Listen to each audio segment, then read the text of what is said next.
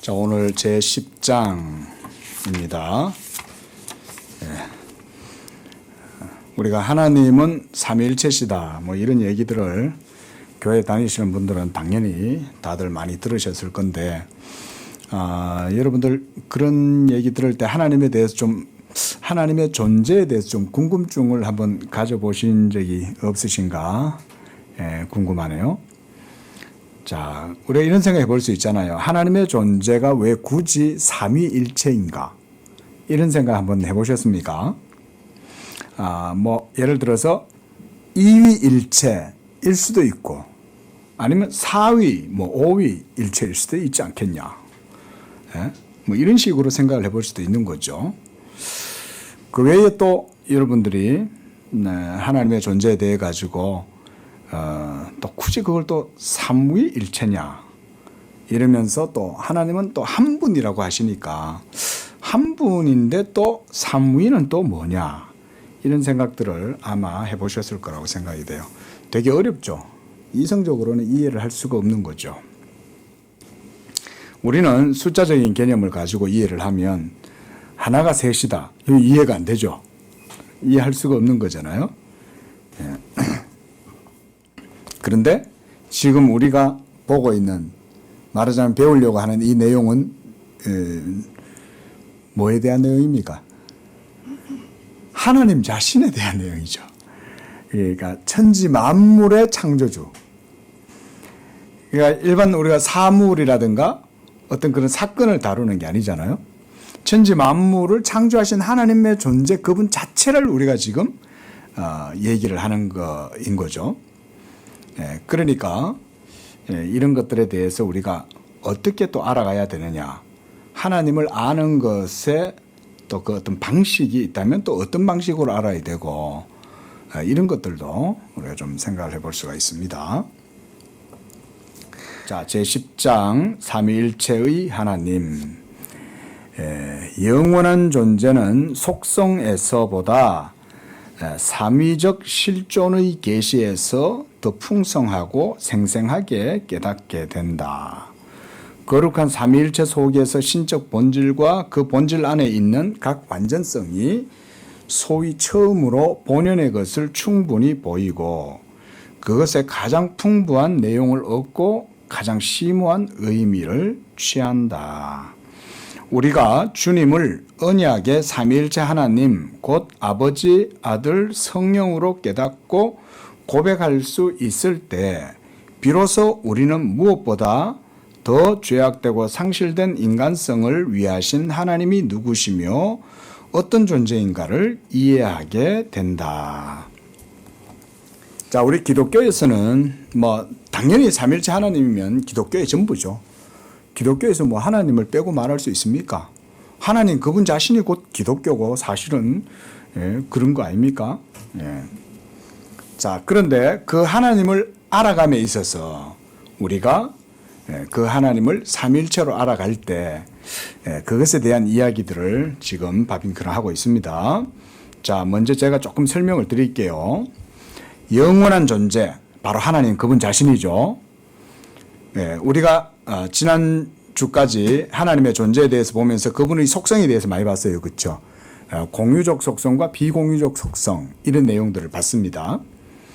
그래서 그런 속성에서 드러나는 하나님의 존재보다 삼위적 실존의 계시다 이렇게 말을 했습니다. 여기서 보면 삼위적 실존의 계시다. 좀 말이 뭔가 좀 어렵고 전문적인 표현 같은데 뭐 다름 아닙니다. 하나님을 있는 그대로 우리에게 드러내 보여주시는 계시 이 말이죠. 실존이란 말은 리얼리티란 말은 있는 그대로잖아요. 존재하시는 그대로 삼위적으로 우리에게 드러내 보여주시는 계시 이 말이죠.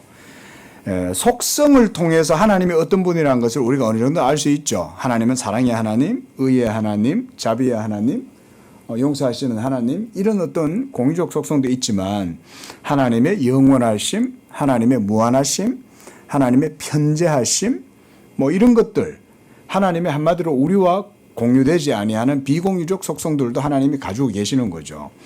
하지만 그런 속성을 통해서 하나님을 아는 것보다 하나님을 삼위적 실존의 계시, 하나님이 자신의 계시를 통해서 있는 그대로 우리에게 보여주실 때라야 우리가 하나님에 대해서 바르게 알 수 있다. 그 말인 거죠. 여기서 보니까 더 풍부하고 생생하게 깨닫게 된다. 이렇게 얘기를 하잖아요. 풍부하다는 말은 우리 여러분들은 어떤 신관념을 우리가 다 가지고 있지 않습니까? 사람은. 자, 사람은 누구나 다 이 신관념이라는 것을 가지고 있습니다. 가지고 있지만 이 신관념은 신관념 자체가 하나님 그분 자신에 대한 직접적인 신인식은 아니죠. 우리는 신에 대해서 상상은 할 수 있잖아요. 그렇죠? 뭐 고대의 헬라인들이나 로마 사람들이 신화 속에서 신들을 상상했던 것처럼 아니면 그 고대의 수메르라든가 바벨로니아라든가 아니면은 이집트라든가 이런 여러 문명들에서 사람들이 신관념을 가질 수 있는 것처럼 그런 식으로 신관념을 가질 수 있긴 하지만 그런 신관념 자체가 신의 실존 그 자체를 그대로 인식하는 건 아니잖아요. 이해되시죠? 신에 대한 생각은 할 수 있다고 해도 그 신이 참신이라는 건 모르잖아요. 우리가 우리 선조들도 천지신명님께 비나이다 비나이다.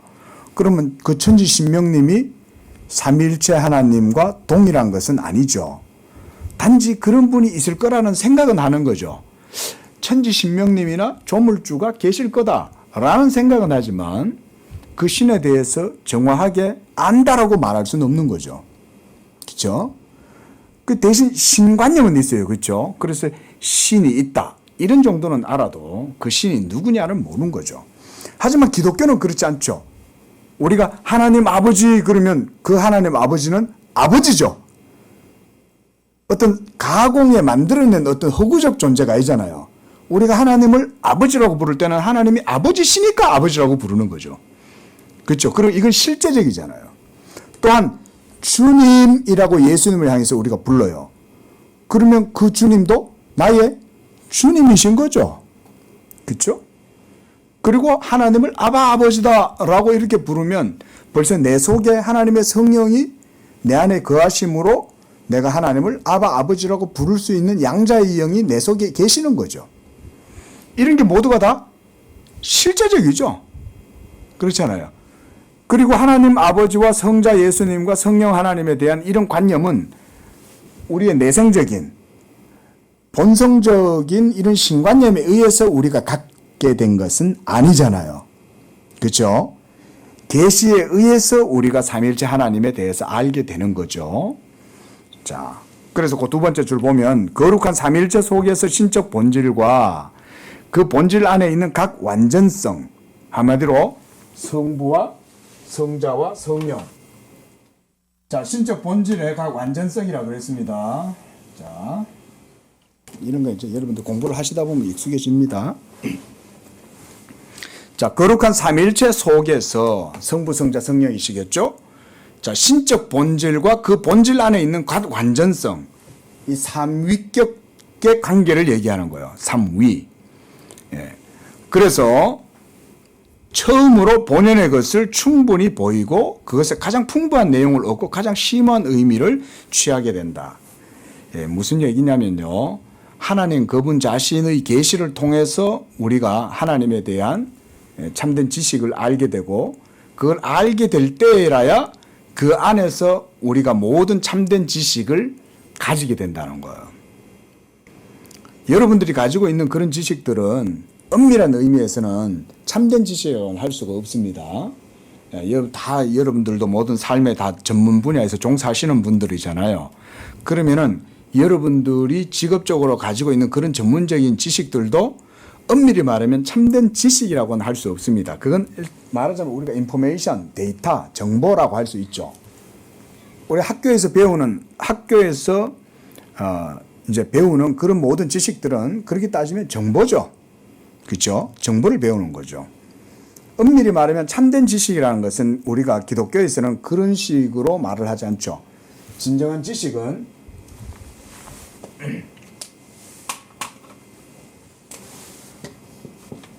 지식이라고 하는 것은 우리 사람의 영혼에 생명이 돼야 되잖아요. 그 다음에 의가 돼야 되잖아요. 그렇죠? 이런 게 진짜 지식이죠. 영적인 지식이 이런 거 아닙니까? 여러분들의 영혼의 생명이 돼야 되고 여러분들의 영혼의 의가 돼야 이게 진짜 지식이죠. 예? 그러면 이 지식이 어디서 나온다는 거예요? 삼위일체 하나님 그분 자신을 아는 거기에서부터 이 참된 지식이 나온다는 거죠. 자, 그 다음 우리가 주님을 언약의 삼위일체 하나님이다. 예. 우리가 하나님도 그래서 우리가 여러분 우리 하나님을 언약의 하나님이라고 합니다. 하나님이 계신데 그 하나님은 삼위일체셔요. 그래서 삼위라는 말은 성부, 성자, 성령이 그 안에 계십니다. 그런데 이 삼위이신 하나님은 어떤 하나님이냐? 언약의 하나님이다. 언약의 하나님이란 말은 언약의 방식을 통해서 하나님이 자신을 우리에게 나타내 주실 뿐만 아니라 우리에게 자신을 또한 주시는 거예요. 하나님을 우리에게 주심으로써 우리가 하나님을 그 속에서 알게 되는 거죠. 그러할 때 그가 참된 지식을 가지는 거예요. 참지식이죠. 참지식. 노티티아 베라. 참지식을 여기서 가지는 거예요. 그래서 이 지식이 여러분들의 영혼의 생명이 되고 우리에게 의가 되는 겁니다. 이런 게 참지식입니다. 보통 여러분들이 아는 지식, 알미라고 하는 것, 그것은 대부분 다 이 세상의 정보, 데이터를 얘기하는 거예요. 근데 그런 지식을 우리가 말하고 있는 게 아니죠. 우리의 영혼의 생명, 의가 되는 그 지식을 얘기하는 거죠. 그런데 이런 지식이 바로 언약의 삼위일체이신 하나님을 통해서 우리가 갖게 된다 그 말입니다. 그래서 거기서도 바빙크가 그 첫째 문단 마지막 줄에 보면 죄악되고 상실된 인간성을 위한 하나님이 누구시고 어떤 존재인가를 삼위일체 하나님 안에서 알게 된다 그러죠. 그래야 구속주 하나님을 바르게 아는 거예요. 자, 우리가 이런 부분적인 고백을 취급할 때는 무엇보다 우리 마음의 태도는 거룩한 존경과 어린아이와 같은 경외의 태도가 있어야 한다. 우리가 경 이러잖아요. 우리가 경외할 때 경자 이게 세상에서도 우리가 소위 성리학에서도 이 경이라고 하는 것에 대한 사상이 있습니다. 예를 들어서 태계가 이제 강조했던 것 가운데 하나가 경이에요. 그것도 하나님에 대한 경외는 아닙니다. 도에 대한 하나님이 말하자면 엄밀히 말하면 하나님이 창조해 놓으신 이 모든 세계 만물의 본질이 되는 그 도에 대한 경외감인데, 그러니까 세상의 철학자도 이런 경외감을 말하잖아요. 태계도 그러니까 날마다 경을 힘쓰는 거예요. 그러니까 뭐 오늘날에야 우리가 유교 이러면 성리학 이러면 우습게 얘기지만 조선시대 때 그 당시에 성리학 그러면은 나라의 근간이잖아요. 예? 임금도 성리학을 공부해야 되고 날마다 배워야 되잖아요. 도를 배우기를 힘써야 되거든요. 그게 성리학이 다스리는 조선이란 곳이 그런 데 아닙니까? 예? 하물며 우리가 살아계신 하나님을 알아간다고 할 때, 이 하나님을 알 때 우리가 어떤 방식으로 하나님 알을 추구해야 되겠습니까? 당연히 하나님을 경외하는 이런 믿음 가운데서 하나님을 알아야 되는 거죠. 왜냐하면 우리가 지금 다루는 지식은 그냥 일반적인 지식이 아니잖아요. 여러분들이 학교에서 공부하실 때 전공 과목들 배우실 때 경외감 가지고 공부하세요? 그렇게 하지 않죠.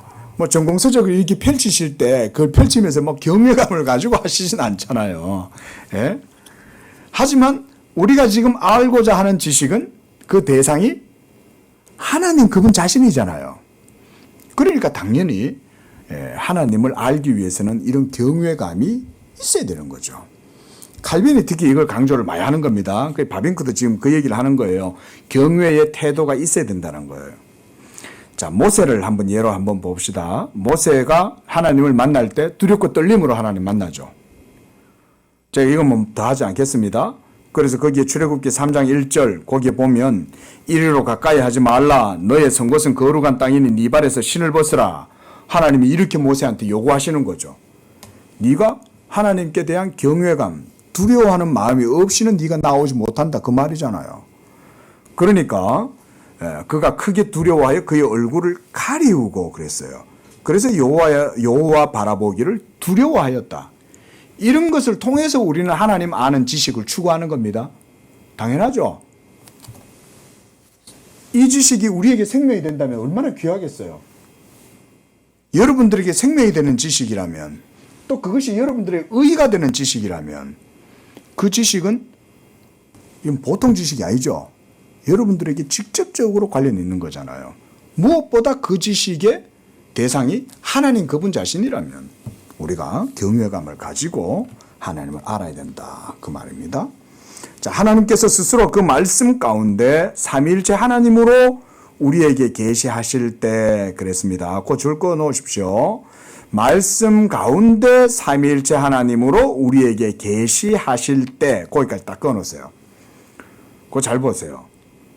삼위일체 하나님을 알 때 어떻게 안다는 거죠? 말씀 가운데 안다는 거예요. 이 말씀이란 바로 하나님의 말씀이잖아요. 그게 바로 우리에게 나타내 보여주신 계시의 말씀입니다. 자, 성경은 성부, 성자, 성령에 대해서 말씀을 합니다. 그런데 우리가 이런 하나님의 존재가 삼위일체이신데 성부, 성자, 성령이 삼위가 한 본질, 한 분이시다. 일체시다. 이렇게 우리가 이해를 할 때 이 하나님에 대해서 어떻게 아냐?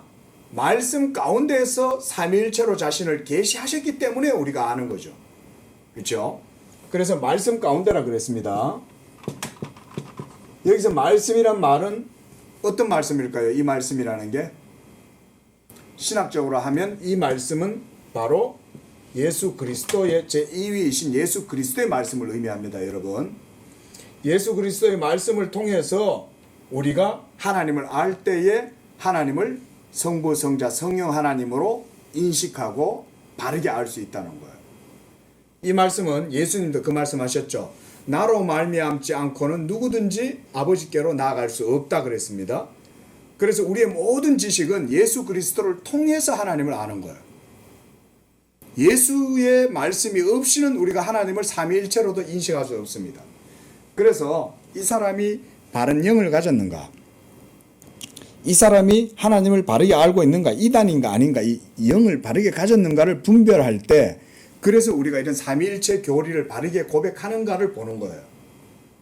왜냐하면 그가 예수 그리스도를 바르게 믿고 그 예수 그리스도의 말씀을 통해서 하나님을 아는 사람이라면 그는 당연히 하나님을 삼위일체로 고백할 수밖에 없는 거예요.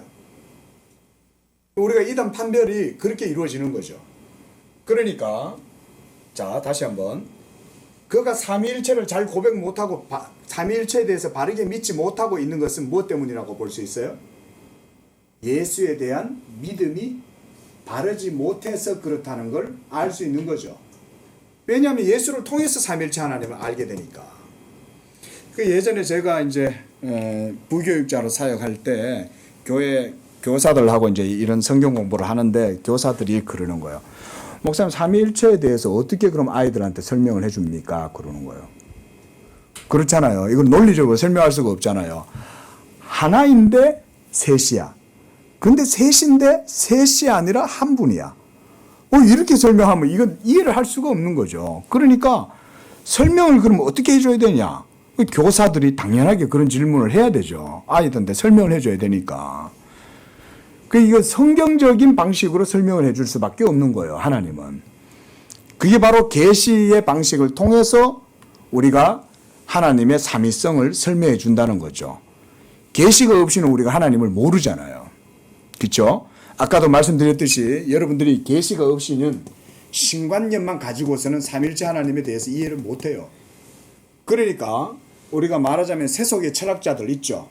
뭐 우리가 유명한 플라톤이든 아니면 동양의 공자님이든 아니면 우리나라의 태계든 율곡이든 간에 그들이 어느 정도 철학이 아주 뛰어난 철학인 것은 맞아요.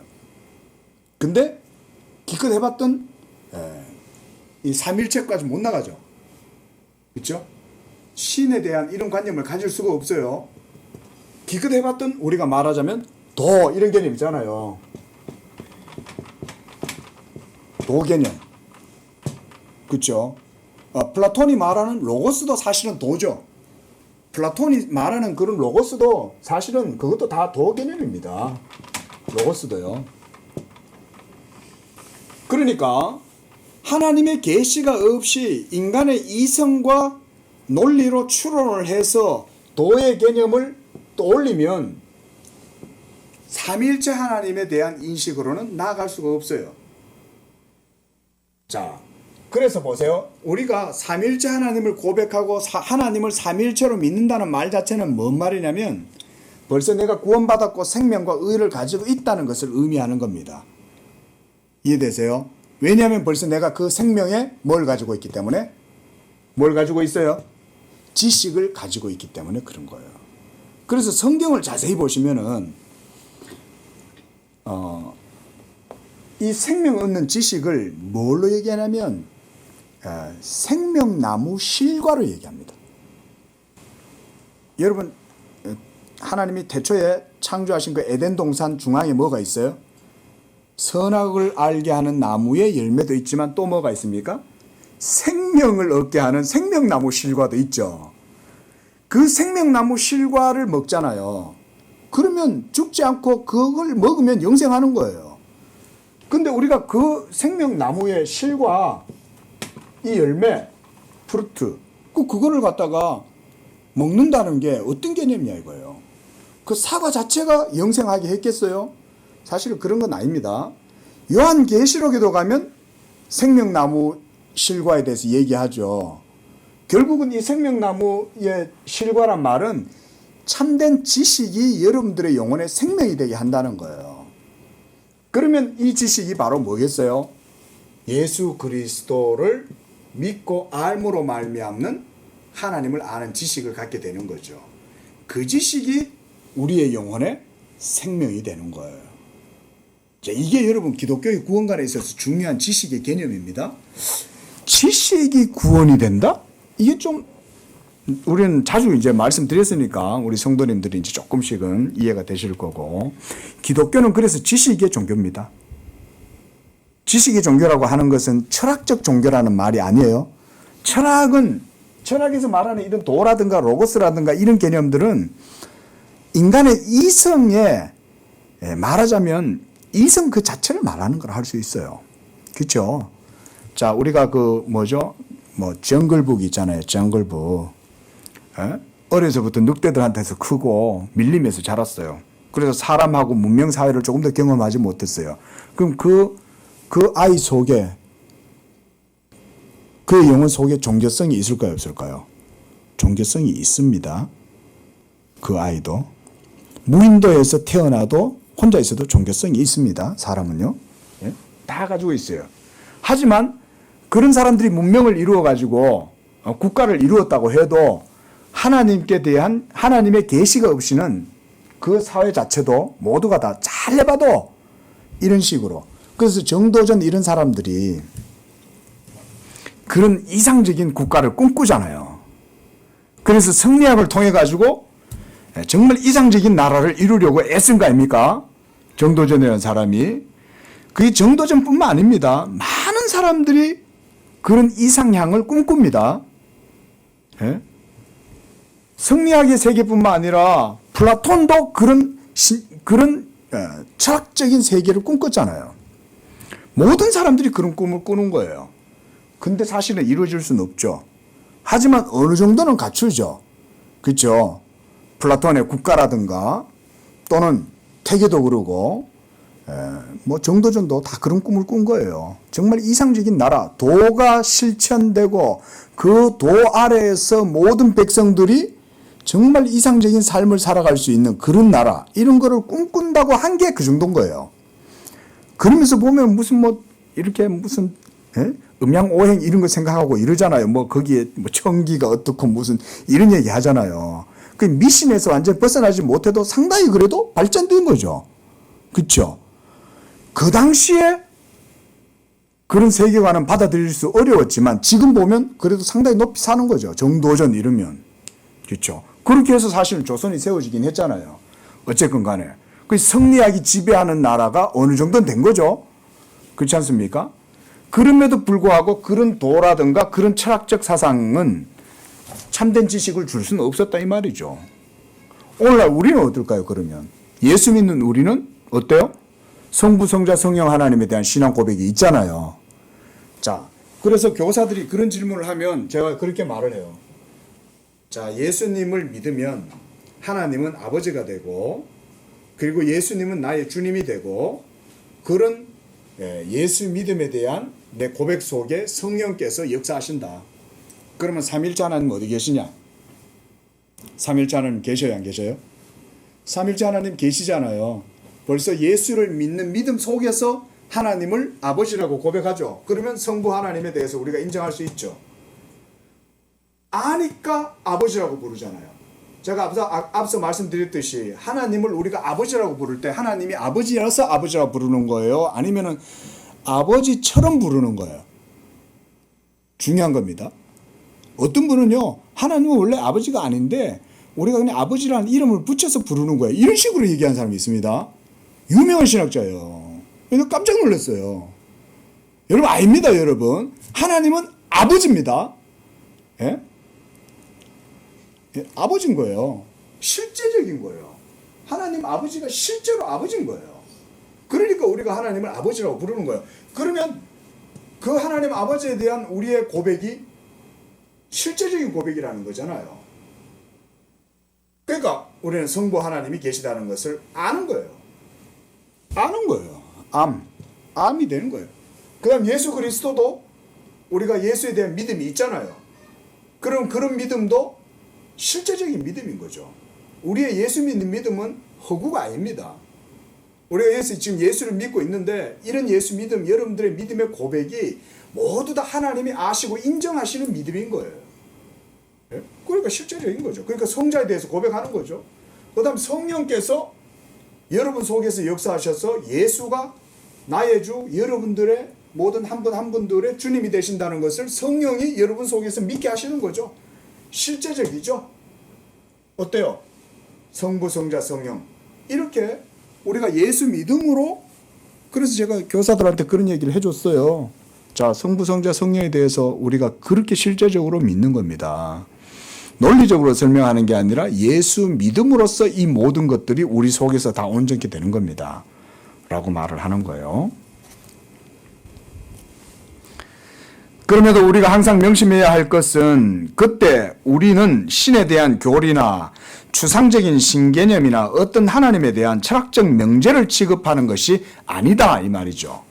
예? 여러분 삼위일체는 절대 철학에서는 발견할 수 없습니다. 이거 약간 신학자들이 좀 궤변을 일삼으면서 조금 추상적이고 사변적으로 삼위일체라는 용어를 쓸 경우가 있긴 해요. 하지만 정통 교리의 딱 틀에 맞춰 갖고 보면 이단으로 판명납니다. 양태론적인 삼위일체, 또 사회적 삼위일체 이런 거 주장하는 사람들이 있어요. 관계적 삼위일체라고도 해요. 그런 식으로 몰두만 내는 사람도 주장을 하지만 사실은 정통 우리가 삼위일체 교리에서 보면 그 이단입니다. 사실은. 자, 우리는 우리 자신 혹은 다른 사람들이 고안해내었고 이제 우리가 세세히 분석하려고 하고 논리적으로 파악하려고 하는 하나님에 대한 인간적인 표상을 다루지 않는다. 자, 표상이란 말은 관념 속에서 형성되죠. 표상. 그렇죠? 관념이 만들어내는 거예요. 표상이라는 것은. 그런데 여러분 속에는 종교성이라는 게 있어요. 영원을 사모하는 마음을 하나님이 사람 속에 창조하실 때 만들어 놓으신 거예요. 그게 사람의 형상인 거예요. 하나님의 형상인 거예요. 그래서 인간은요, 종교성을 통해서 신관념을 떠올릴 수밖에 없도록 지어져 있습니다. 신에 대해서 생각하지 마! 말한다고 해서 그 사람이 신에 대해서 생각하지 않는 게 아니에요. 꿈을 꿔도 신에 대해서 꿈을 꾸고 신에 대한 이 감각을 절대로 떨어뜨려낼 수 없습니다. 본성적으로 찍혀 있어요. 하지만 그런 것을 통해서 형성되는 신관념에서 표상되는 그런 신개념은 바른 신개념이 아니다. 그러다 보니까 뭐 해겔의 변증법 이런 게 나오고 플라톤의 이데아 이런 것들이 나오고 성리학의 뭐 이기론 이런 것들이 나오잖아요. 불교도 마찬가지고요. 자, 오히려 제일 밑에서 두 번째 줄, 우리는 삼위일체를 취급할 때 하나님 자신 곧 자신이 말씀 가운데 계시하셨던, 여기서도 말하죠. 방금 우리가 봤잖아요. 그렇죠? 말씀 가운데 계시하신다는 거예요. 이 말씀 가운데 계시해 주셔야 우리가 하나님을 삼위일체로 알 수 있습니다. 여러분, 자, 주님이 모세에게 나는 아브라함의 하나님이요 이삭의 하나님이요 야곱의 하나님이라고 이런 대로 그는 자신을 역시 그의 말씀 가운데 계시하시고, 바빈가 계속 이거 강조하죠. 말씀 가운데 계시한다는 거예요. 자, 설명드렸듯이 말씀이란 바로 예수 그리스도의 말씀을 말합니다.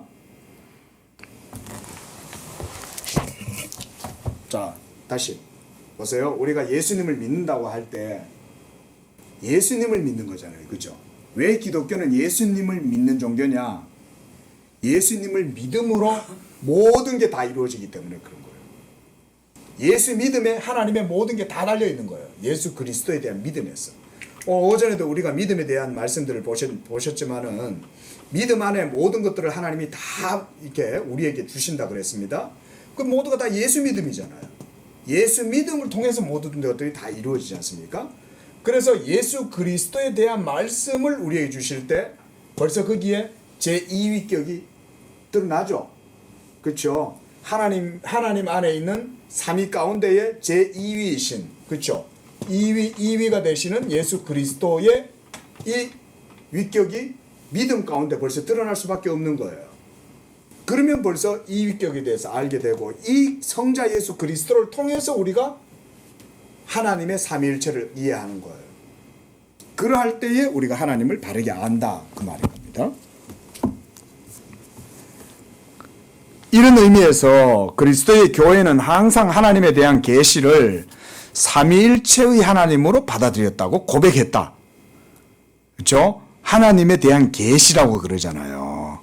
이 계시를 삼위일체의 하나님으로 받아들인 거예요. 이것을 사도신경의 12개 조항에서 찾는다. 전능하사 천지를 만드신 하나님 아버지를 내가 믿사오며, 이렇게 해서 사도신경 속에 신앙 고백 내용들이 있죠. 그걸 지금 바빙크가 12개 조항으로 이렇게 나누어서 얘기하는 거예요. 자, 그 문단 중심에 보십시오. 그러나 그는 나는 아버지 하나님과 독생하신 아들 예수 그리스도와 성령을 믿는다. 나는 삼위일체 하나님을 믿는다고 고백한다. 그 가운데서 그는 하나님은 살아계신 참된 하나님이요 아버지 아들 성령으로서 하나님이요 그 자신을 완전히 복종시키고 전심을 다하여 의지하는 확신의 하나님임을 표현한다. 즉 하나님은 그의 생명과 구원의 하나님임을 표현한다. 아버지와 아들과 성령으로서 하나님이 그를 창조했고 그를 구원했으며 그를 거룩하게 하고 영화롭게 하였다. 그리스도인은 그에게 모든 것을 감사한다. 그가 이런 하나님을 신앙하고 믿으며 그로부터 온 모든 것을 기대할 수 있는 것이 그의 즐거움이요 위로다. 이건 우리 모든 성도들에게 공통되죠. 우리는 다 성부 성자 하나님, 성령 하나님, 삼일째 하나님에 대한 신앙 고백을 가지고 있잖아요. 그 고백 속에서 우리는 사실은 즐거워하죠. 예? 왜냐하면 우리의 모든 구원의 원천이 삼일째 하나님 그분 자신이시잖아요. 생명과 의가 오직 삼일째 하나님으로부터 우리에게 주어지는 거예요. 자, 여러분 이거 공부하실 때 이 삼일체에 대해서 제가 설명을 좀 덜 떨어지게 해도 여러분들이 간절히 사모하는 가운데 이 텍스트에서 여러분들이 은혜를 좀 받으셨으면 좋겠어요. 제가 아무리 희망찬란하게 설명을 해도 여러분들의 믿음을 통해서 그리스도에 대한 믿음을 통해서 사모함으로 하나님의 계시를 사모하지 않으면 이해 못합니다. 제가 뭐 그렇게 은별이 뛰어난 것도 아니지만은 아무리 화려하게 설명해도 이것은 계시의 지식으로 이루어지는 거기 때문에 하나님이 여러분들 속에서 일하시면서 깨닫게 해주셔야 이 생명의 지식, 이 의의 기쁨을 맛볼 수가 있는 거예요. 예? 자, 그 밑에 줄. 그리스도인이 항상 이런 하나님에 관해 고백하는 것은 어떤 추상적인 말로 열거된 것이 아니라 옛부터 오늘과 미래에서 하나님으로 말미암아 행해지는 행위의 같은 연속으로서 묘사되어 있다. 그리스도인의 고백을 구성하는 것은 주님의 사역과 기사들이다. 그가 그의 신조에서 고백하는 것은 하나의 길고 넓고 커다란 역사다. 그것은 세계의 길이와 넓이에 있어서 그리고 그것의 시작과 과정과 끝, 그리고 근원과 발전과 종말에 있어서 창조 때부터 시대들의 마지막에 이르기까지 온 세상을 다 포괄한다. 교회의 고백은 하나의 하나님의 큰 일의 선포이다. 그랬습니다. 자, 이게 무슨 얘기냐? 한마디로 하나님 그분 자신이 모든 것의 모든 것이다. 그 말인 거예요. 맞죠? 아닙니까? 하나님이 창조하셨을 뿐만 아니라 창조의 모든 과정 이후의 모든 지속하는 과정도 하나님에 달려있고 또한 그 마지막도 사실 하나님께 달려있다는 거죠. 자, 이게 우리 개혁주의에 있어서 되게 중요한 사상입니다. 지금 방금 바빙크가 막 이렇게 이제 열거를 이제 쭉 이제 서술을 했지만 그 속에 저 뒤로 가면 이제 얘기를 해요. 한마디로 보세요. 삼일째 하나님. 삼일째 하나님이 창조와 모든 역사의 과정과 그리고 마지막에 종국 모든 끝, 이 모든 것들이 다 삼일째 하나님 안에서 이루어지죠. 그렇죠? 이런 게 우리 신앙 고백입니다. 우리 로마서 11장 36절에서 그런 고백을 하지 않습니까? 이는 만물이 주에게서 나오고 주로 말미암고 주에게로 돌아간다. 그 말이 모든 역사의 모든 것들은 다 하나님 그분 자신 이외에는 다른 어떤 것도 없다고 얘기를 하는 거죠. 자, 읽어봅시다. 자, 이런 모든 사역은 그 수에 있어서 많고 그 큰 상이점이 있는 것이 특징이다. 그럼에도 불구하고 그들은 강력한 통일을 이루고 있다. 즉 그들은 서로 관련이 있고 서로 보완하고 서로 예비적이고 상호의존적이다. 거기에는 순서와 과정이 있고 발전과 진보가 있다. 그것은 창조로부터 구원으로 말미암아 성화와 영화로 진행한다. 종점은 출발점으로 돌아가고 동시에 출발점 위에 높이 있는 이어서 꼭대기다 이러는데 이게 좀 번역이 조금 그래서 정점이다. 정점이라고 할 수 있는 거예요. 클라이막스라고 할 수가 있는 거죠. 하나님의 사역은 사이클을 형성하여 나선형으로 위를 향한다. 이런 건 줄 한번 꺼내보세요. 이 바빙크의 독특한 표현이에요. 표현. 하나님의 사역은 사이클을 형성하며 나선형으로 위를 향한다는 거예요. 즉 그들은 수평 또 수직적인 선의 어떤 연결이며 동시에 앞으로 위로 움직여 간다. 이거 제가 그림을 그려드릴게요. 예, 지금 바빙크가 지금 묘사하려고 하는 삼일체 하나님의 모든 것 되심을 역사적 의미를 바빙크가 지금 이렇게 설명을 하는 거예요. 자, 여러분, 이 바빙크 글을 한번 잠깐 보십시오. 제가 이건 그림을 한번 그려보려고. 자, 하나님의 사역은 사이클을 형성해요. 그러니까 이렇게 사이클을 형성합니다. 이거 지금 어디서 보면 위에서 보는 거예요. 위에서. 이거 위에서 보는 겁니다. 위에서. 뭐 이럴 수도 있고 이럴 수도 있어요. 자, 뭐 이럴 수도 있고 어쨌든 자, 이렇게 지금 돌아가는 거예요. 돌아가고 나선형으로 위를 향한다. 나선형이잖아요. 그 밑에서 보면 어떻게 되는 거예요? 이렇게 되겠죠. 그렇죠? 이거 옆에서 보면 이렇게 되겠죠. 쭉 선이 이렇게 있으면 이게 역사의 진행 방향이에요. 예? 선적인 시간 역사라고 그러는 거죠. 근데 하나님의 역사는 어떻게 되냐면 위로 향하는 거예요. 우리가 봤을 때는 이렇게 지금 수평적으로 이렇게 보는 거고, 자, 그러면 이렇게 되는 거죠. 점점 사이클이 커지는 거죠. 이렇게 해서 점점 나아가는 거죠. 요거 위에서 이쪽에서 본 거예요. 여기서 보면 이렇게 되는 거예요. 옆에서 보면 이렇게 되는 거고, 이걸 시간의 선적 역사로 이렇게 보는 거죠. 그렇죠? 역사의 시작이 여기 있으면 이렇게 하늘을 향하여 나아가는 거죠. 바빙크가 지금 그렇게 표현하고 있는 거예요. 우리가 이런 걸 보고 볼텍스 형태라 그러잖아요. 볼텍스 형태. 그렇죠? 나선형으로 이렇게 돌아가는. 예? 그 회오리 바람이 그런 식으로 나가죠. 그렇죠? 회오리 바람이 밑에서 뱅뱅뱅뱅 이렇게 돌면 그 뭐지 이상한 나라의 앨리스인가? 그 보면 뭐 있잖아요.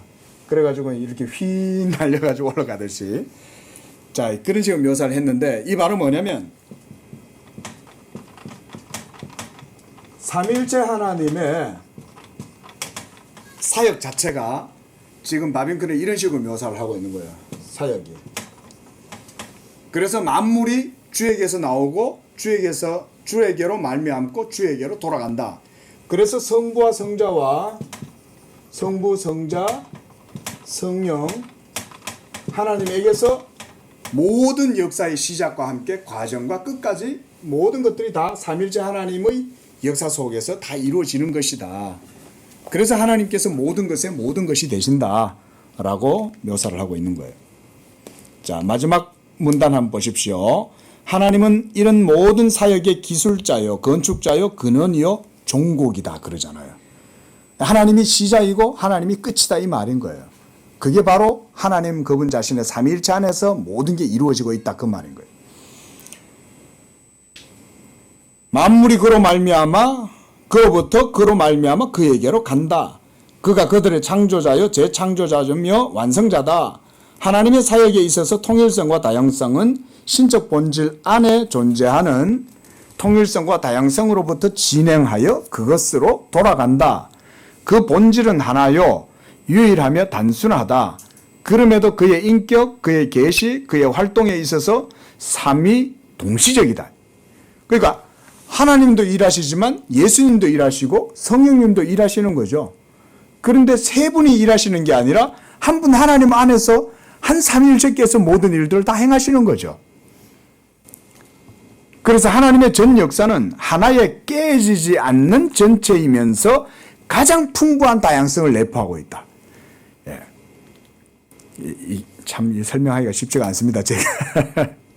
그러니까 다시 한번 하나님의 모든 역사는 하나에 깨어지지 않아요. 자, 삼위일체께서 일을 하셔도 서로 깨어지지 않습니다.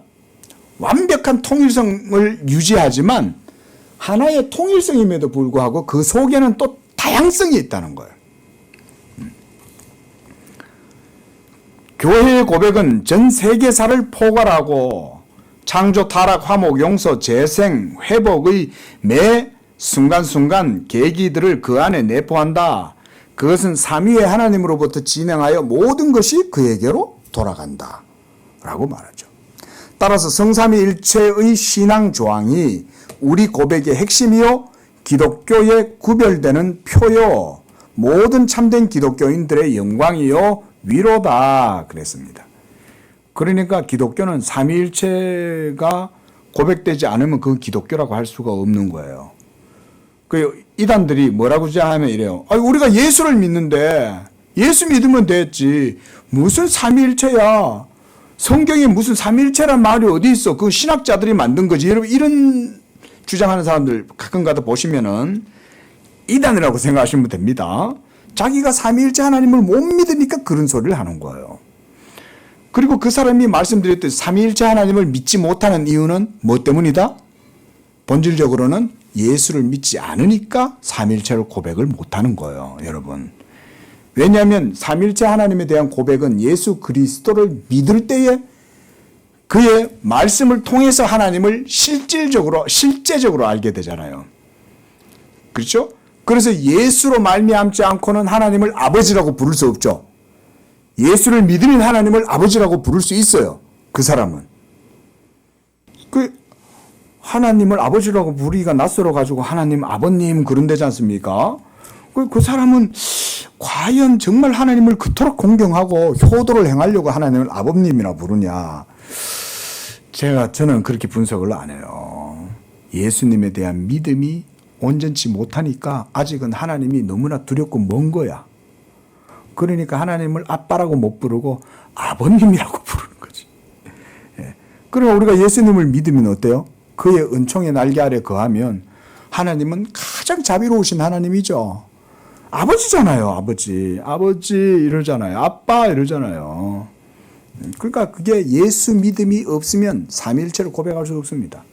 그래서 우리가 이단 같은 거를 분별해야 되는 이유가 뭐냐면 바로 그런 이유들인 거예요. 그래서 우리가 교리도 삼위일체 교리가 그래서 중요한 거예요. 삼위일체 교리가 있어야 믿음도 바른 길을 갈 수가 있고 또 바른 고백을 할 수가 있죠. 안 그러면 마귀가요 막 공격을 할 거 아니에요. 야, 뭐 예수만 믿으면 됐지. 문 하나님을 아버지야. 뭐 성령님이 뭐고 삼위가 뭐야. 삼위일체라는 게 신학자들이 만들어낸 거지. 이런 논리 여러분 들어보셨습니까? 이런 논리? 예? 그게 아닙니다. 성경에는 삼위일체 하나님에 대한 이런 존재에 대해서 얘기해요. 자, 좀 더 볼게요. 수세기에 걸쳐 이것 주위에는 논쟁이 있어 왔고 삼위일체 논쟁입니다. 또 영혼들의 갈등이 있어 왔다. 그렇죠. 저도 이런 것 때문에 논쟁들을 해봤어요. 삼위일체의 고백은 보존과 옹호를 위해서 기독교에 맡겨졌던 값진 진주다. 자, 이런 삼위일체 하나님에 대한 고백이 기독교 신앙에 있어서 중심을 차지한다면 그것이 어디에 근거하고 교회로 흘러 들어오는 근원이 어디인가를 아는 것이 중요하다. 우리 시대에서 그것은 인간적인 추론과 학술 활동의 열매라고 생각하고서 종교적 생활은 무가치한 것으로 간주하는 사람들이 적지 않다. 그들에 의하면 예수님으로 말미암아 전파된 원복음은 이런 삼위일체 하나님에 대해서 알지 못했다고 주장을 하는 거예요. 자, 과연 그렇습니까? 우리가 초대교회 성경을 보면 사도행전에서 초대교회 때 여러분 이런 삼위일체 하나님에 대한 고백이 없었습니까? 예수님의 복음 속에 삼위일체가 없습니까? 있죠. 성경 공부를 제대로 안 하니까 그런 소리를 하는 거예요. 그 옛날에는 또 성경을 깊이 못 봤잖아요. 그러니까 삼위일체에 대한 논리를 이런 식으로 사람들이 종교사학적으로 비평학적으로 이렇게 비평을 하면서 삼위일체는 원래 없었는데 이게 기독교의 예수 복음에서 이게 생겨난 거다 이런 식으로 주장하는 거예요. 생겨난 게 아니라 원래 하나님은 삼위일체시죠. 영원 전부터. 하나님의 존재 그 자체가 그래서 우리가 존재론적 삼위일체다 그래요. 한번 적어놔 보십시오. 자, 존재론적 삼위일체.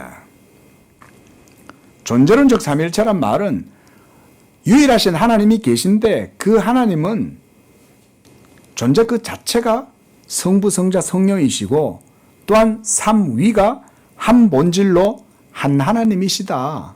그 하나님이 진짜 참되신 하나님이다. 그걸 우리가 존재론적 삼위일체라는 말을 쓰는 거예요.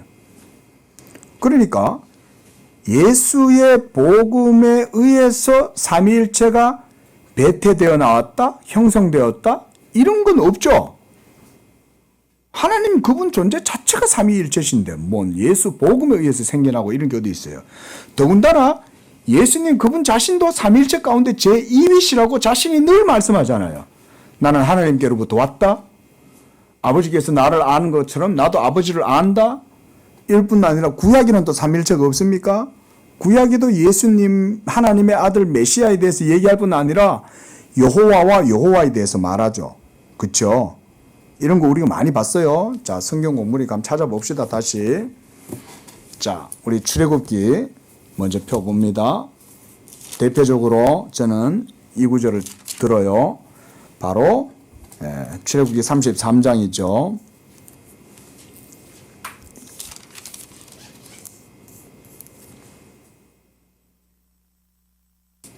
자, 출애굽기 33장 19절 말씀. 자, 구약 성경에는 삼위일체 하나님에 대한 내용이 찾으면 다 있습니다, 여러분. 대신에 이런 말은 없어요. 성부, 성자, 성령 이런 말은 없어요. 이것은 신약에 나와서 나타나는데 그 이유는 뭐냐면 계시가 예수 그리스도의 계시를 통해서 그리스도가 성육신 하셨잖아요. 그러니까 오시리라고 하신 그 성육신 하신 말씀이 오셨으니까 계시가 더 밝히 드러나니까 더 분명하게 알게 됐을 뿐이지 그걸 분명하게 우리가 모른다고 해서 하나님이 삼위일체이신 거 삼위일체가 아니신 건 아니잖아요. 그렇죠? 원래 존재론적으로 하나님은 삼위일체셨으니까.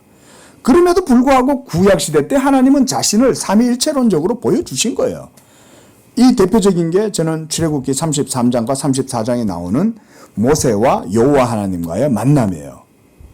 물론 창세기 처음에 보면 우리가 우리의 형상으로 하면서 하나님이 자신을 복수로 사용하시잖아요. 그렇죠? 그래서 우리가 우리의 모양대로 우리의 형상으로 사람을 만들고 이러잖아요. 그러니까 거기서도 하나님이 우리라는 표현을 쓴단 말이에요. 벌써 복수가 쓰이잖아요. 자, 근데 모세 여기 보세요. 33장에 19절에 보면 모세가 하나님께 하나님의 영광을 보여달라고 말해요. 그래서 주의 영광을 내게 보이소서 그랬을 때 19절에 여호와께서 모세에게 말씀하셔요. 내가 내 모든 선한 것을 너의 앞으로 지나가게 하고 그 다음 뭐라 그래요? 여호와의 이름을 너의 앞에 선포하리라 그러죠. 여호와께서 자기의 영광을 나타내 보여주신다 이렇게 말하면 되는데 그게 아니라 여호와께서 여호와의 이름을 너에게 반포하리라 이렇게 말하는 거예요. 모세한테. 그 다음 34장으로 들어가서 5절을 보십시오. 자, 이제 여호와께서 모세와 시내산에서 만났어요. 그래서 하나님이 이제 모세에게 자기를 보여주시는 거예요. 지금 이 사건은. 그런데 여호와께서 구름 가운데 어떻게 하셨어요? 강림하셨죠. 거기 임재하신 거예요. 여호와가 지금. 자, 임재하신 다음에 뭐라고 말해요? 그와 함께 거기 어떻게? 서서 모세와 함께 여호와가 서 계시는 거예요. 지금. 그러면서 뭐라고 그래요? 여호와의 이름을 선포하시잖아요. 그러니까 그림을 그리자면 이런 거예요. 모세가 여기 서 있는 거예요. 그 옆에 여호와께서 같이 서 계시는 거예요. 여호와께서 같이 서 계시는 거예요. 그리고 여호와께서 모세에게 누구에 대해서 선포하고 계시는 거예요? 여호와에 대해서 선포하시는 거예요. 이 독특한 상황을 여러분들이 한번 보십시오. 여호와께서 모세 옆에 서서 임하셔서 서시는 거예요. 그래서 모세 옆에 딱 서가지고 모세한테 여호와의 영광을 지금 보여주는 거예요. 여호와의 영광을 보여주실 때 지금 그게 5절에 그 다음 6절에 이렇게 보시죠. 여호와께서 그의 앞으로 지나시며 그랬어요. 모세 앞으로. 그리고 선포하시되 여호와가 뭐라고 선포하셔요? 여호와로라 여호와로라 자비롭고 은혜롭고 노하기를 더디하고 인자와 진실이 많은 하나님이라.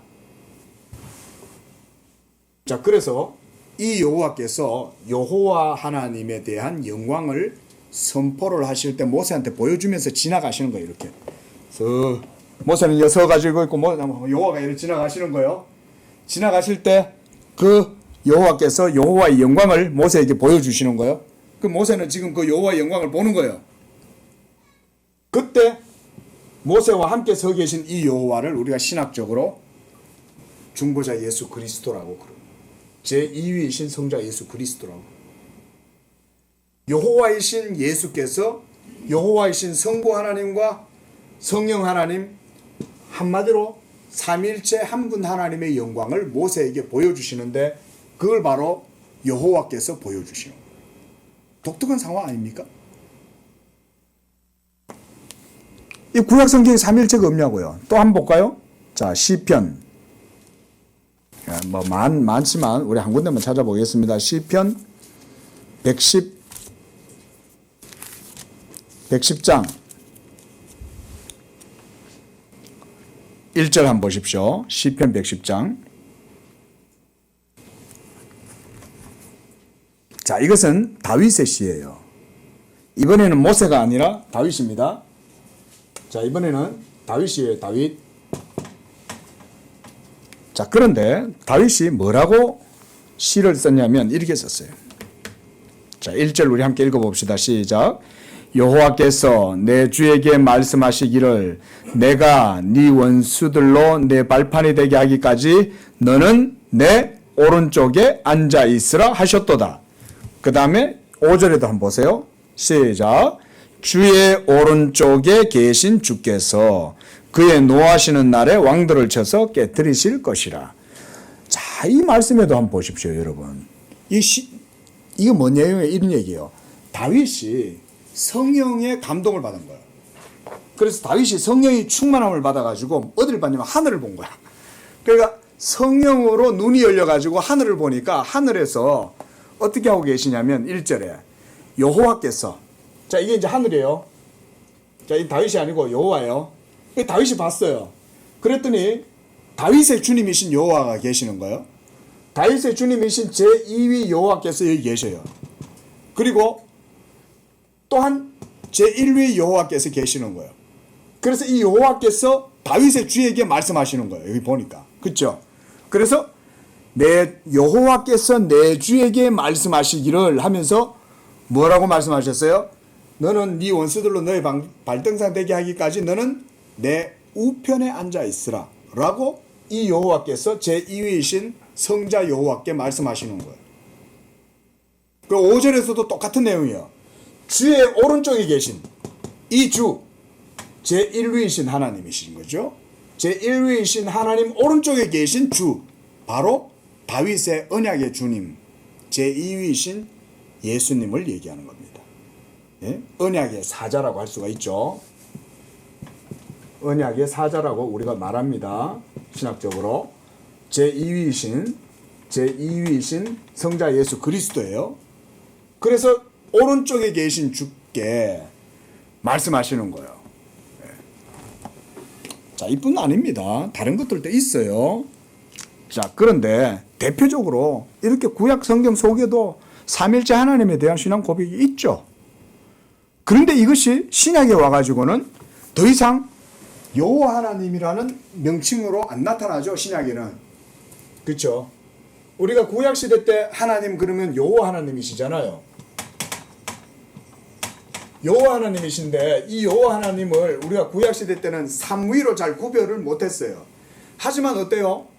아까 모세 앞에 나타난 여호와의 영광이 나타나니까 여호와가 자신의 영광을 드러내 보여주시는 거잖아요.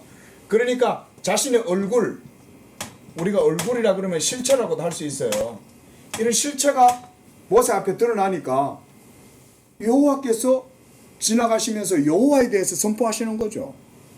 또한 다윗도 성령이 충만해가지고 하늘을 보니까 주의 우편에 계신 주께서 내 주에게 이르시기를 그러시는 거예요. 그때 내 주란 바로 다윗의 주가 되시는 언약의 사자이신 예수 그리스도를 말하는 거예요. 이런 것들이 구약시대 때는 이런 형태로 나타났지만 왜 신약에 와서는 성부와 성자와 성령이라는 이름이 성경 속에 드러나느냐? 그건 그럴 수밖에 없는 이유가 뭐냐면 예수 그리스도가 말씀이신 분이잖아요. 그렇죠? 말씀이신 여호와잖아요. 예수께서. 오늘 계속 여기 지금 바빙크도 말씀 가운데 삼위일체를 계시하셨다. 말씀 가운데 계시하신다. 그러잖아요. 그 말씀이 바로 성부, 성자, 성령 가운데 몇 위를 얘기하시는 거예요? 제2위이신 예수 그리스도의 위격을 얘기하는 거예요. 우리가 말씀이라 그러면 일반적으로 우리가 로고스잖아요. 이 로고스이신 말씀 하나님이 바로 제2위이신 예수 그리스도의 인격을 말하는 거 아닙니까? 그러니까 말씀을 통해서 삼위일체 하나님의 존재가 현실이 드러나는 거예요. 나타나니까 이제서는 하나님을 성부로, 아버지로, 그리고 아들로, 성령으로 이렇게 인식을 할 수 있게 되었다. 그 말인 거예요. 이런 게 신약의 신앙의 탁월함이라고 할 수가 있습니다. 예. 자, 조금 더 읽어보겠습니다. 자, 그 바로 밑에 이들에 의하면 예수님으로 말미암아 전파된 원복음은 이런 삼일체 하나님에 대해서 알지 못했다. 즉 이런 신앙 조항의 표현을 위해서 사용되었던 낱말에 대해서는 물론 그 낱말이 표현하고자 하는 사실에 관해서 알지 못했다는 것이다. 그때 처음으로 예수에 관한 단순한 원복음이, 자, 그들의 주장이에요. 헬라 철학과 결합함으로 말미암아 잘못되어 기독교는 그리스도의 신적인 속성 가운데 인성을 취하게 했고 성령 역시 신적 본질 속에 흡수했으며 한 신적 본질 속에 구별된 삼위에 대한 고백에까지 이르렀다는 것이다. 한마디로 삼위일체라고 하는 이런 기독교 고유의 신관념은 역사적 과정 속에서 형성된 것이다. 이런 식으로 말하고 있는 거죠. 말씀드렸듯 하나님에 대한 신관념은 그런 식으로 형성된 게 아니라 존재론적 삼위일체시죠. 이 세계가 있기도 전부터 하나님은 그냥 삼위일체셨던 거예요. 하나님 그분 자신이 바로 여호와시고 그 안에 성부, 성자, 성령이 같이 다 계신 거예요. 자, 그 밑에 문단. 그러나 기독교 자체는 항상 그것에 대해서 다르게 생각했다. 이게 이제 기독교 입장이죠. 교회는 삼위일체에 있어서 날카로운 신학자들의 발견이나 복음과 결속한 헬라 철학의 산물이 아님을 보였고, 또 객관적으로 복음 속에서와 전체 하나님의 말씀 속에 내포되었고, 하나님의 계시로부터 그리스도의 신앙으로 말미암아 추론된 고백임을 보였다 그랬습니다. 이어서 추론이다 이렇게 했는데, 이것은 이성에 의한 추론이 아니라 믿음으로 말미암아 받아들여서 고백했다 이 말입니다. 자, 그러니까 객관적으로 복음 속에서 하나님의 말씀 속에 내포되어 있었다는 거죠. 그리고 하나님의 계시로부터 그리스도에 대한 믿음으로 추론된 고백이었다는 거죠. 자, 그래서 그 옆에 신적 본체가 하나라면 왜 당신은 그를 아버지와 아들과 성령이라 하는가? 라는 물음에 대해 하이델베르크 요리 문답은 간결하게 결론적으로 하나님 자신이 그의 말씀 가운데 그렇게 계시하셨기 때문이다. 여기 이제 줄 거 놓으십시오. 하이델베르크 요리 문답에서 이렇게 답을 한다는 거죠. 그러니까 우리가 하나님을 아버지라, 아들이라, 성령이라 이렇게 고백하는 이유는 우리가 만들어낸 게 아니죠. 만들어낸 게 아니라 하나님이 자신을 그렇게 계시하셨기 때문에 우리가 그렇게 믿는 거죠. 이게 중요한 거죠. 하나님의 계시는 역시 이런 교회 고백이 의존하고 있는 확고한 근거고, 그로부터 이런 하나요 거룩하고 보편적인 그리스도의 교회가 성장하고 세워지는 원리가 되었다. 하나님은 그와 같이 자신을 계시하셨고 그가 자신을 삼위일체 하나님으로서 그렇게 계시하신 것은 이런 방식으로 존재하기 때문이며, 또한 그와 같이 존재하는 것은 그가 그와 같이 자신을 계시하셨기 때문이다. 자신을 계시했기 때문에 그가 이렇게 존재하고 계시는 거예요. 그렇죠? 그가 그렇게 존재하시니까 자신을 그렇게 보여주는 거죠. 예. 이런 것들이 다 사실은 깊은 의미가 있습니다. 그러니까 우리가 지금 이제 좀 어려우니까 제가 읽고만 넘어가는 거예요. 자, 하나님의 계시에 있어서 삼위일체성은 배후로 그의 존재에 있어서 삼위일체성을 가리킨다. 이런 계시는 단번에 일어난 것이 아니고 일순간에 나타나고 성취되는 것이 아니다. 그러나 그것은 긴 역사의 과정이 있고 수세기에 걸쳐 편 것이다. 이런 계시는 창조와 함께 시작하여 타락 후 이스라엘의 성약이나 언약을 얘기하는 겁니다. 거룩할 성자의 약속약자잖아요. 이거 이제 예전에 이렇게 언약을 성약이다 이렇게도 불렀습니다. 왜냐하면 하나님이 말씀하신 언약이잖아요. 그래서 성약이라고도 해요. 이어서는 번역을 성약이라고 해놓으신 거예요. 자, 이스라엘과의 성약과 또 이스라엘에게 성사, 이 예전 이 말이에요. 속에서 모든 이제 예식, 의식법들 이런 것 속에서 계시되었다는 거죠. 그리스도의 인격과 사역, 성령 부어주심, 교회를 세우심에 있어서 그 절정에 도달했다. 자, 요것만 설명을 하고 요 문단까지만 하고 마치겠습니다. 자, 처음에 하나님이 아담을 창조하셨을 때 아담은 하나님을 삼위일체로 인식했을까요? 처음에 하나님이 아담을 창조하셨잖아요. 아담의 코로 하나님이 생기를 불어넣으시죠. 후 하고 불어넣으셨을 때 생기가 아담의 코로 들어가고 난 다음 아담은 그때로 비로소 인격체가 된 거죠. 그래서 생령이 되었다 그랬어요. 살아있는 영적인 존재가 되었다는 거죠. 자, 그렇게 생령이 된 아담이 하나님을 인식할 거 아니에요. 그러면 아담은 하나님을 어떻게 인식했을까요? 당연히 삼위일체 하나님으로 인식을 하는 거예요. 여러분, 아담은 삼위일체 하나님을 알았던 거예요. 근데 우리 구약 성경의 창세기 기사들을 보면은 그런 내용들까지는 안 나타나잖아요. 그렇죠? 그리고 아담이 하나님의 그 계명의 말씀에 불순종함으로써 이제 타락하고, 그렇게 해서 하나님의 에덴 동산에서 추방을 당하고, 이렇게 하면서 하나님과의 관계에서 이제 깨지잖아요. 그렇게 깨지고 나서는 그 이후로부터는 삼일체 하나님이 구약 성경 속에 잘 드러나지 않죠.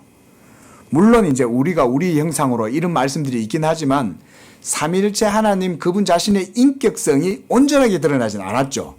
이게 구약의, 그렇게 따지면 구약의 빛이 신약의 빛보다 약한 거예요. 구약의 빛은 아직까지는 등불 아래, 호롱불 아래에 있었던 신앙이었던 거예요.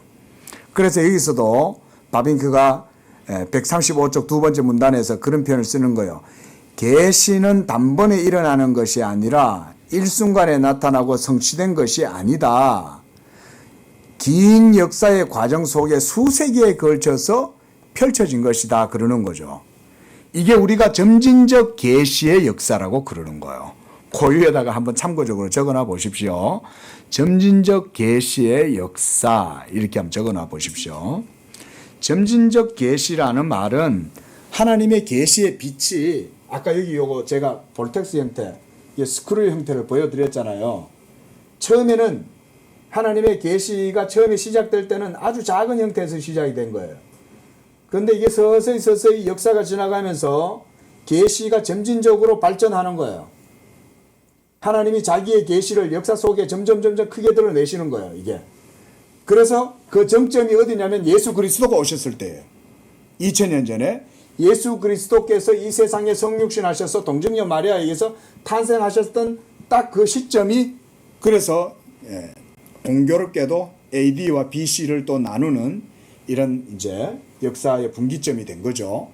그래서 이때로부터 예수 그리스도께까지 이르는 이 과정 속에 계시는 점진적으로 이렇게 커져가는 거예요.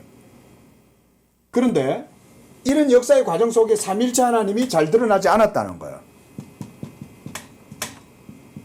하나님 그분 자신의 존재가 밝히 드러나지 않았다는 거죠. 삼일체가 드러난다는 것은 하나님이 어떤 분인가를 알아낸다는 거잖아요. 근데 구약시대 속에는 그게 잘 드러나지 않았어요. 기껏 해봐도 아까 모세에서 그렇게 나타나는 거죠. 모세도 여호와 아버지 이렇게 말하지 않잖아요. 여호와, 그리고 내주 뭐 이런 표현을 쓰긴 하지만 성자라는 표현을 잘 안 쓰죠. 그렇죠? 인자라는 표현이 나오긴 해요. 인자라는 표현들이. 그러나 성부, 성자, 성령이라는 개념은 구약 성경 속에는 찾아보기가 어려웠죠. 그런데 예수 그리스도께서 영원한 말씀이 육체가 되신 거예요. 성육신 하신 거죠. 성육신 하시고 나자 이제는 이 예수 그리스도를 통해서 하나님의 삼위일체성이 계시가 되기 시작하는 거예요. 나타나기 시작하는 거예요. 그러니까 이 시대의 빛보다 예수님이 오신 이후에 이루어진 이 복음의 빛이 훨씬 더 빛이 아주 밝게 드러나는 거죠. 그래서 복음의 빛을 통해서 우리가 하나님을 성부와 성자와 성령으로 이제는 인식하고 부를 수가 있게 된 거죠. 이렇게 부를 수 있게 된 건 여러분들이 예수님을 믿게 되었기 때문에 그런 거죠.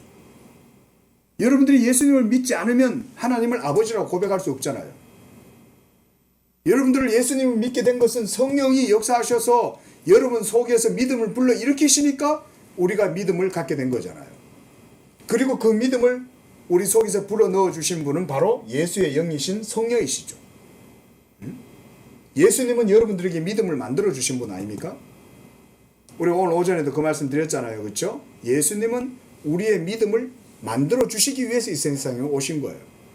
그리고 예수님이 만드신 그 믿음을 여러분 속에 적용해 주시는 분은 성령이시고, 이렇게 우리의 믿음 속에 사실은 벌써 이와 같은 삼위일체가 계시가 되어야 한대요.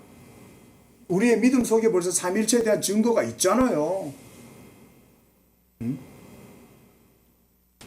그리고 하나님께서 선택하신 자들에게 이 믿음을 주시고, 그래서 예수님께서 하나님 아버지의 택하신 자들을 아심으로 그 택하신 자들에게는 예수께서 그들에게 믿음을 허락해 주시고, 그리고 성령님도 하나님 아버지께서 택하신 자가 누군지를 아시는 거예요. 그러니까 성령님이 하나님의 택하신 자들에게 예수 그리스도의 이 객관적 사역을 그들에게 또한 적용시켜 주시는 거예요.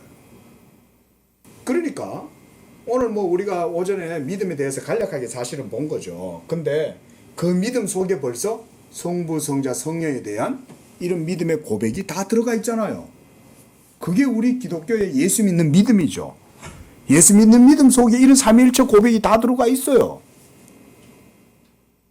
그러니까 우리가 이단이라고 그럴 때 그 이단의 영들을 분별해내는 것은 이런 교리와 이 교리가 있어야 그게 구별이 되는 거예요.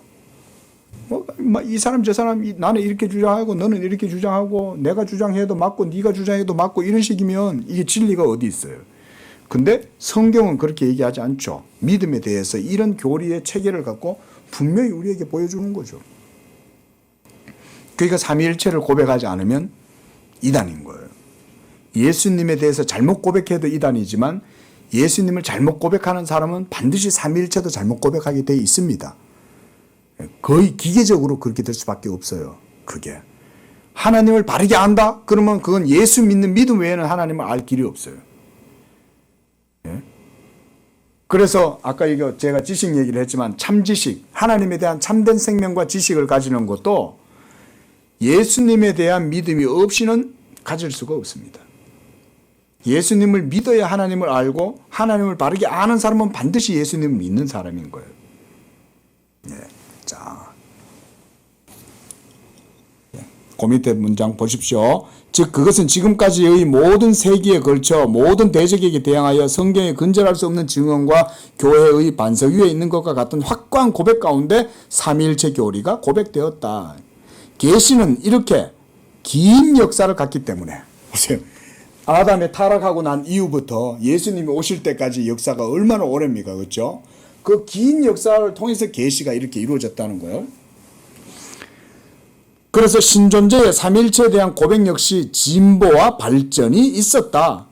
이것은 역사 속에서 형성됐다는 말이 아닙니다. 하나님의 전진적 계시의 역사를 통해서 이루어졌다 이 말인 거예요. 자, 하나님은 결코 변치 않고 영원히 동일하시지만 계시의 전진 속에서 스스로 자신을 항상 좀 더 분명하고 좀 더 영광스럽게 인간들과 천사들에게 알리셨다. 즉 그의 계시와 더불어 우리의 지식이 자라난다 그 말이잖아요. 그러니까 하나님이 계시해 주신 만큼 우리가 하나님을 아는 거 아닙니까? 그렇죠? 그런데 그 하나님의 계시의 지식이 결국 예수 그리스도를 통해서 확연하게 드러나게 되니까 비로소 하나님을 아버지로 예수 그리스도를 제2위이신 말씀으로 그리고 성령을 삼위이신 실체로 이렇게 우리가 부를 수 있게 되었다 그 말인 겁니다. 자, 오늘은 여기까지 보겠습니다. 자, 기도하겠습니다. 거룩하신 하나님 아버지 감사와 찬양과 영광을 드립니다. 이와 같이 하나님께서 우리에게 하나님을 아는 지식을 허락하여 주시고 그 참되시고 유일하신 하나님을 삼위일체 하나님으로 알고 고백할 수 있도록 우리에게 예수 믿음도 허락해 주시니 감사합니다. 우리가 이 삼위일체 하나님을 믿고 그를 알므로 구원을 얻게 하심은 이와 같이 예수 그리스도를 통해서 복음의 은총과 자비를 우리에게 하나님이 허락해 주셨기 때문입니다. 우리 성도들이 예수 믿는 믿음 가운데 유일하시고 참되신 삼위일체 하나님을 더욱 깊이 알아갈 때 이 구원의 그 놀라운 생명과 의의 지식을 우리 성도들이 깊이 누려갈 수 있도록 축복해 주시옵소서. 예수님의 이름으로 기도합니다. 아멘.